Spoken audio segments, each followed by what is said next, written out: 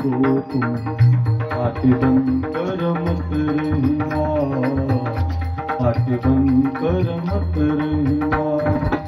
बन न सको भगवान अगर कम से कम इंसान बनो, नहीं कभी हैवान बनो, नहीं कभी शैतान बनो।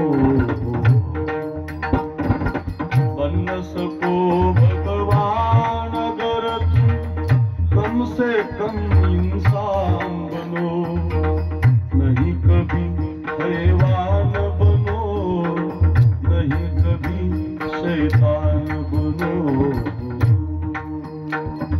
दुराचार कभी ना करना, सदाचार तुम अपनाना, पुष्प नहीं बन सकते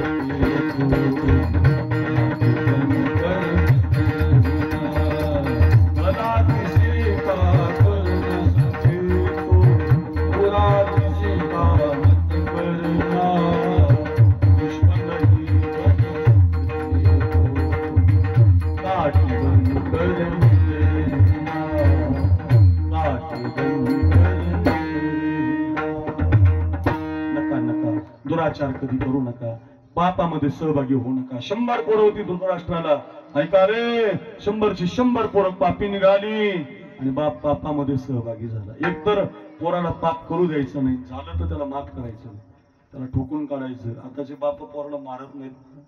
माझा बाप इतका हाणायचा, मारत गुरु हाणायचा आणि बाप हाणायचा, त्याच्यामुळे सिस्टीम लागू नाही लागू मला काय वाटत नाही। त्यांनी मार खाल्ला नाही का त्याला सहनशीलता आलेली असते। किती मारायचे आमचे महाराज, आम्हालाच माहिती, तोंडात बूट घालून मारायचे, चुकलन ओळी पाठ न केली तर थोबाडात मारायचे, इतकं मारत होते। आणि पळून गेल्यावर घरी बाप तिकून मारूनच काढून देत होता, परिणामी पोरगा शिकत होता। आता गुरुजीने जर पोरगा मारला तर बापच गुरुजीला हाणायला लागला। महाराज फार वाईट झालं। महाराज खिचडी कमून केली म्हणून महाराजाला हाणलंय लोकांनी। खिचडी आणि एकाच दिवशी खिचडी पाहिजे आणि तुझ्या पोराला रोजच भाकरी करून द्यायची, नवली की नाही महाराज, फार अवघड आहे। परिणामी आता तुम्ही मोटरसायकल आल्या पोराला हरणं वाजवा, ती बाजूला सरकत नाही, तुमच्याकडे बघत असं काय माझा तुझ्या बापाचा रस्ता आहे का म्हणून। अवघड आहे महाराज, रोज प्रवास करणारा माणूस आहे मी, मला विचारा त्याचं कारण बापानं पोरगा हाणला नाही। ज्या ज्या बापाने हाणले त्याचे पोरं अजूनही बाप घरी जायच्या आधी घरातच महाराज, मोबाईलला हात लावायची ताकद नाही त्यांची बाप यायचा म्हणल्यावर, कारण त्याचा बाप होता। बापानं पापामध्ये सहभागी नाही झालं पाहिजे। 100 पोरं पापी निघाली आणि बाप त्याच्यामध्ये पुत्र स्नेह मोहितो माऊली म्हणतात, स्नेहामध्ये अडकला, पुत्राच्या स्नेहामध्ये मोहित झाला। ऐका ऐका पोरं पाप करत होती, बाप त्याला होकार देत होता। 100ची 100 पोरं मिली हो महाराज, काळानं बदला घेतला बरं। 100ची 100 पोरं मिली। रोज एक पोरगा युद्धामध्ये मरायचा, राज्यातून पाय उतार झाला, एका रूम मध्ये राहायचा, भाकरी यायची त्याला जेवायला, तर खांद्यावर गादा घेऊन भीम यायचा आणि जेवायला बसल्यावर एक एक पोरगा कसा मारला याची कहाणी सांगायची। अवघड आहे। एका काळातला सम्राट, एका काळातला राजा, आदेश देणारा भाकर खायला बसला तर त्याला बोलणे ऐकून घ्यावे लागतात। याचं कारण पापामध्ये सहभागी झाला। पाप करायचं नाही बरं, पापाला फार घाबरत जा नका महाराज। कुणाची बांध करू नका, कुणाचे 2 रुपये खाऊ नका, नका पोरांनो नका। कीर्तन घरी घेऊन जा, गाईचं शेण खाली पडलं तर मातेला घेऊन उठतं। कीर्तन काय टाइमपास नाही, मजा नाही, शिकण्यासाठी आहे ना, मग घरी घेऊन जा। पापामध्ये सहभागी होऊ नका। मुली मारल्या, आता मुली भेटत नाहीत, आपण थांबलो होतो। एक मुलगी जन्माला आली, ती जिजाऊ, बापानं साखर वाटली हत्तीवर आणि गावात जे जे कार झाला। मुलगी पण तशीच निघाली, 8 वर्षाची झाली, तलवार उचलायला लागली, 12 वर्षाची झाली, घोडा चालवायला लागली, 14 वर्षाची झाली, युद्ध खेळायला लागली, 16 वर्षाची झाली, शहाजी राजाबरोबर लग्न झालं तिचं। ऐका, वेरूळचे भोसले आणि सिंदखेड राजाचे जाधव दोघांचा विवाह सोहळा झाला, थाटात लग्न झालं। लग्न झाल्यावर गजानन महाराज मराठ्यामध्ये युद्ध लागलं। आपलेच लोक भांडण खेळतात, फार वाईट वाटतं। आपापसात भांडू नये, माळी माझा, कुणबी माझा, धनगर माझा, नका नका। आपापसातलं भांडण चांगलं नाही बरं, आपापसातलं भांडण नको महाराज। आपापसातल्या भांडणानं फार वाईट होतं महाराज। आपापसात भांडण चांगलं नाही हो, लोक भांडण देऊन लावून द्यायलाच असतात। राजकारणाचं कामच महाराज ते ते मताच्या जोगव्यासाठी लाचार करतील तुम्हाला, देतील भांडण लावून तुमच्यात. अरे रक्त हे की आपल्या सगळ्यांचं लाल, नका आपापसात भांडू नका. गरीब असेल एखादा, श्रीमंत असेल म्हणून काय एकमेकाचे गळे कापायचे का आपण? मारायचं का नाही रे. त्या काळापासून आपल्या देशाला कलंक लावला या लोकांना. भांडण लावून दिलं आपल्यात, भांडण पेटलं. जाधवांच्या तलवारी भोसलेवर आदळल्या, भोसलेंच्या तलवारी जाधवर आदळल्या. युद्ध घनघाती सुरू झालं आणि युद्धाचा शेवट झाला. जिजामाँ साहेबांचा एक भाऊ भोसलेंच्या तलवारीने धरणीला पडला आणि माझा पोरगा मारला म्हणून 60 वर्षाचा नकोजी राजा सपासप तलवार चालवायला लागला. एक एक सरदार उडवायला लागला. एकही भोसलेचा सरदार जिवंत ठेवला नाही. एकच सरदार जिवंत राहिला, त्याचं नाव शहाजी राजे भोसले, लाडका जावाई. किती माणसाला जावाई आवडतो? जावाई, त्या जावयाच्या अंगावर तलवार आदळली हो. एका बाजूला बापाची तलवार, एका बाजूला नवऱ्याची तलवार. कोणत्याच आईच्या जीवनामध्ये असं घडू नये. एका बाजूला बाप ज्यानं जन्म दिलाय, एका बाजूला नवरा ज्याच्या नावाचं कुंकू लावलंय. जिजामाता युद्ध पाहत होती, बाप तरी मरतोय, इथं नवरा तरी मरतोय. कोणती माता संस्कार देणारी आहे? कोणत्या आईच्या पोटी संस्कार जन्माला येतात? कोणत्या आईनं शिवाजी राजाला जन्म दिला? कोणती माय म्हणू शकते मी संस्कार दिले? आंबेडकर कीर्तन घरी घेऊन जा. आपल्या म्यानातली तलवार काढली त्या जिजाऊन आणि आपल्या बापाला आडवी लावली. खबरदार बाबा, अगोदर माझ्याशी युद्ध करा, अगोदर मला पाडा, अगोदर माझा निपात करा आणि मग माझ्या कुंकुची वाट धरा. काय आई महाराज, बापाला तलवार आडवी लावते आणि बापाला म्हणते माझं कुंकू संपलं नाही पाहिजे. मी पातिव्रत्य धर्माचं पालन करणारी मुलगी आहे. काय मुलगी आहेत महाराज. हो, ते बाबा रडायला लागले बघा चष्म्यावर. भरून आलं त्यांना. का भरून आलं त्यांना? ते जुन्या विचाराचे. फार गरजेचं आहे माझ्या बहिणींनो, असे संस्कार लेकरावरती द्या. त्या त्या त्या आईच्या पोटी हिरा जन्माला आला बघा. त्या आईनं जन्माला घातला. आईच्या गर्भात भूमगली झुंजाराची रीत, तलवारीशी लगीन लागलं, जडली वेळी प्रीत. नुसतं ऐकू नका, घरी घेऊन जा. एक आईनं संस्कार दिले, ती जिजाऊ आहे. अहिल्याबाई होळकर नावाची एक माता इंदोरला राहत होती. पोरगा पापी निघाला, हत्तीच्या पायाखाली पोरगा देऊन मारून टाकला.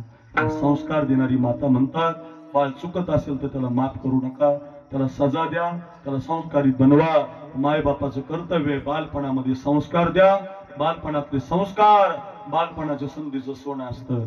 तरुण झाला, तरुणपणामध्ये त्याग करा. तरुणा भाग्यवंत नटे हरी कीर्तनात. भगतसिंहाचा त्याग तरुणपणातला आहे. चंद्रशेखर आझादाचा त्याग तरुणपणातला आहे. सांगू द्या रे, ज्ञानोबाईंचा त्याग तरुणपणातला आहे. रामप्रभूचा त्याग तरुणपणातला आहे. तापस वेश विशेष उदासी, चवदा बरस राम वनवास. तापस वेश विशेष उदासी, चवदा बरस राम वनवासी. रघुकुल नीति सदा चलियाई, प्राण जाए पर बचन न जाए. श्री राम जय राम, जय जय राम, श्री राम जय राम, श्री राम जय राम, जय राम, श्री राम जय राम, जय राम, जय राम. मी रामकथा करणारा महाराज आहे. गेल्या पुढच्या वर्षी 5 तारखेपासून नारळी सप्ताह, 1,00,000 लोकांच्या समोर आमची नारळी सप्ताहामध्ये कथा आहे. तुम्हाला युट्यूबला ती पाहायला मिळेल, लाईव्ह जीवाला चॅनलला. मोठा सप्ताह आहे नारळी सप्ताह, त्याच्यात कथा आहे. फार सुंदर आहे रामायण महाराज. रामकथा रोज ऐकली पाहिजे, फार गरजेची आहे. ती आपल्याला शिकवते की आपल्या घरातही दुःख येणार आहे, आपल्या घरातही भावाभावाचं भांडण होणार आहे, आपल्या घरातही कधीतरी संकट येणार आहे. फार गरजेची आहे. होय, मला पहिल्या वरानं भरताला गादी नाथ पुरवू नाथ बचन मेरा. मला 1 नाही 2 वर पाहिजे. पहिल्या वरानं भरताला गादी, दुसऱ्या वरानं रामाला वनवास. वल्कलांगामध्ये धारण केली जातात. राम लक्ष्मण सीतामाई वनवासात निघून जातात. सगळी कथा सांगायला मला वेळ नाही. ऐका ऐका, अयोध्या दुःखी होते, खूप लोक रडतात. अयोध्येमधून प्रभू गेल्यावर चित्रकूटावरती आपली कुटी स्वतः बनवतात. हे जरा शिका.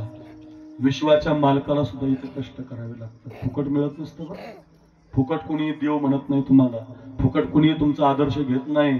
त्याच्यासाठी विधना तेरे लेख किसी के समझ न पाते हैं. ध्यानात ठेवा, विधात्यानं तुमच्या माझ्या कपाळावरती जे लिहिलेलं असतं ते कधी पुसत नसतं. विधना तेरे लेख किसी के समझ न पाते हैं. जन जन के प्रिय राम लखन सिय बन को जाते हैं. एक राजा के राज दुलारे बन बन फिरते मारे मारे. एक राजा के राज दुलारे बन बन फिरते मारे मारे. सबके कष्ट मिटाने वाले कष्ट उठाते हैं. पत्ता पत्ता तिनका तिनका जोड़ते जाते हैं. महलों के वासी जंगल में कुटी बनाते हैं. विश्वाचा मालक स्वतःच्या हाताने कुट्या बनवतो. गड्या का किती गोड आहेत महाराज ही पद. संपूर्ण असं वाटेल बघा तुम्हाला, इतकं गोड आहे रामायण. राम प्रभूला लखनजी विचारतात, प्रभू आपल्याला वनवास कैकेयीमुळे आहे, आपल्याला वनवास राजा दशरथामुळे आहे, आपला वनवास कशामुळे आहे. रामचंद्र सांगतात, लखन आपल्या तरुणपणामध्ये त्याग करण्यासाठी आपला वनवास आहे. काही नवल आहे महाराज. तरुणपणामध्ये त्याग करत जा. वारी तरुणपणात केली पाहिजे. हो, कीर्तन तरुणपणात ऐकलं पाहिजे. पावल्या तरुणपणात खेळल्या पाहिजे. हरिपाठ तरुणपणात पाठ झाला पाहिजे. हो, केतन किंग टायगर वजीर बाबा हिरा गोवा ब्रिस्टॉल गोल्डफ्लॅग क्लासिक रंगरम पनामा कोमरामध्ये कोणत्या देवाची नावं नाही. पुढे इथं चौकात टपऱ्या उभ्या टपऱ्यावरले पोळ्याची नाव आहेत. हे खाण्यासाठी आपलं आयुष्य नाही पोरांनो. ही जे माता आहेत ना, माता ह्या ही कुंकू लावणारी आमची बहीण आहे ना जेवढी इथं बसलेली, या सगळ्या माता कपाळाला कुंकू लावल्यावर देवाला काही मागत नाही. देवाला एकच मागणं करतात, रोज मागतात. कपाळाचं कुंकू